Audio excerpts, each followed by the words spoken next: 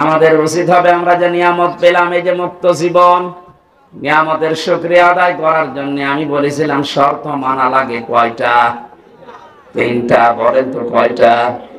আরো জোরে বলেন। কোরআনে কারীম জানাচ্ছে ওয়াইদ তা'আযানা রাব্বুকুম লাইন শাকারতুম লাযিদান্নাকুম ওয়া লাইন কাফারতুম ইন্না আযাবি লাশাদীদ।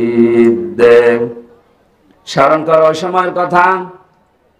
আল্লাহ পাক বলেন, যদি আমি কাউকে নিয়ামত দেই আর নিয়ামতের শুকরিয়া আদায় লোকটা করে, ওর জীবনে লাযিদান্নাকুম, আমি নিয়ামত বাড়াতেই থাকবো।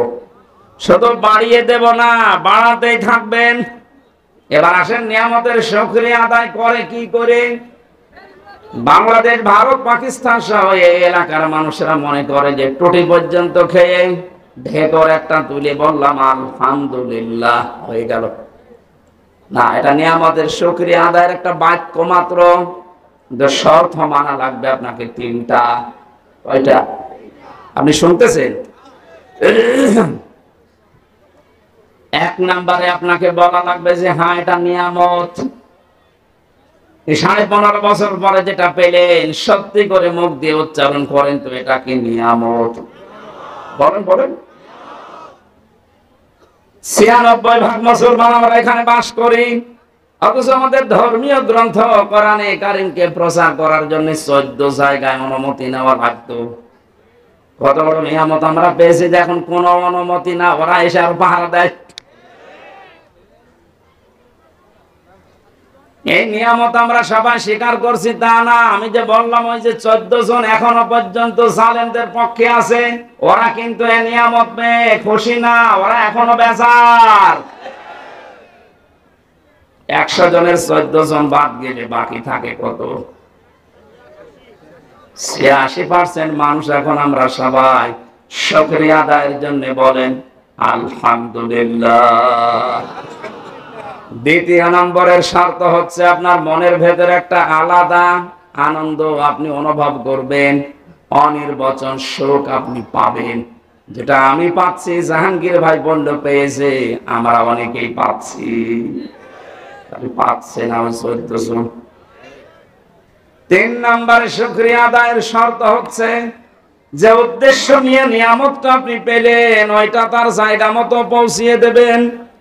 যেহেতু 9 দফা কর্মসূচি ছিল, যারা ছাত্র আন্দোলনে যুক্ত ছিল তাদের প্রথম কর্মসূচি যে কোনো বৈষম্য থাকবে না।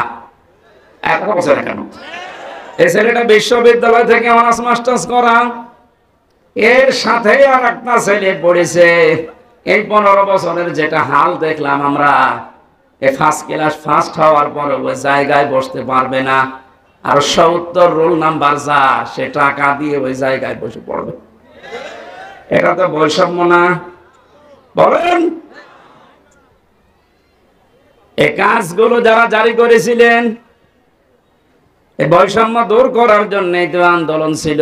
সুতরাং আমরা দেখতে চাই এদেশের 1 ইঞ্চি জায়গায় যেন বৈষম্য বলে কিছু না থাকে। আর এটা দূর করার জন্য মানুষের তৈরি করা আইন কানুন দিয়ে 100% সম্ভব না, এটা সম্ভব হবে আল্লাহর এই কালাম দিয়ে। সুতরাং নিয়ামতের যদি সত্যিই পরিপূর্ণ শুকরিয়া আদায় করতে চাই, আল্লাহ পাকের এই নিয়ামত, এই কালাম দিয়ে 56,000 বর্গ মাইল চলা লাগবে। এটা আমরা দেখতে চাই না। এটা তো রাজনীতি, এটা নিয়ামতের শুকরিয়া আদায়ের মাধ্যম বললাম, কারণ এটা ছাড়া আপনি পারবেন না। আল্লাহর কালাম যেখানে নেই, আপনি মনে করেন যে হ্যাঁ ও সমস্ত দেশ উন্নত, আমিও দেখে এসেছি, কিন্তু ওখানে 100% ন্যায় বিচার নেই। আমি যে সিঙ্গাপুর, মালয়েশিয়া, থাইল্যান্ড সহ কতগুলো দেশ ঘুরে আসলাম কিছুদিন আগে, ওখানেও দেখেছি শান্তি আছে, কিন্তু 100% ন্যায় বিচার ওই দেশে নেই। কারণ ওখানে আল্লাহর এই কালাম দিয়ে দেশ চলে না। আমান হাকামা বিহি আদালা, যারা কোরআন দিয়ে বিচার ফায়সালা করতে পারবে, নবীজি বলেন তারাই শুধু ন্যায় বিচার করতে পারবে। সুতরাং আমাদের এই দেশে যদি ইনসাফ কায়েম করতে চাই, ন্যায় বিচার দেখতে চাই, পৃথিবীর কোন মানুষের আইন দিয়ে হবে না, আইন লাগবে আল্লাহ। 53 বছর তো দেখলেন বাবা চালিয়েছিল, দুর্ভিক্ষে মানুষ মরিয়েছে। কত বছর কেন? এটাকে আমি বানালাম? আমার ফাঁসি চাই। বীর মুক্তিযোদ্ধা মতিউর রহমান লিন্টু, এই লোকটার একটা বই আছে, এতদিন গোপন ছিল, এখন বাজারে পাওয়া যাচ্ছে। একটু পড়ে দেখেন তো, আপনি নিজেও বলবেন যে আমারও ফাঁসি চাই।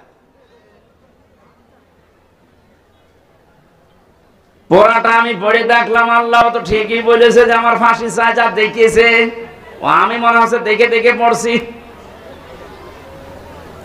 তাহলে বাস্তবতা কি পেলাম? 53 বছরের ভেতরে বাবা চালিয়ে যা সুখ দেওয়ার দিয়ে গেছে, স্বামীও চালিয়েছিল, চাচা চালিয়েছে আপনার রংপুরের। কথা বলছে দেখেন, বউ চালাইলো তো দেখলাম কেমন করে চালায়, ভাবিও চালিয়েছে। কান খেত মানে ন্যায় বিচার শুধু মুখে বলে উড়িয়েছে যে ন্যায় বিচার কায়েম করছি না, কিচ্ছু করতে পারি নাই। ন্যায় বিচার কায়েম করার জন্য আল্লাহর এই কালাম লাগবে। একটু আশা হয় না, একটু তামান্না জাগে না মনে, যে আল্লাহর এই কালাম দিয়ে দেশটা চললে কেমন দেখা যায়, এটা আমরা দেখতে চাই। কারা কারা দেখতে চান দেখে লিল্লাহে তাকবীর।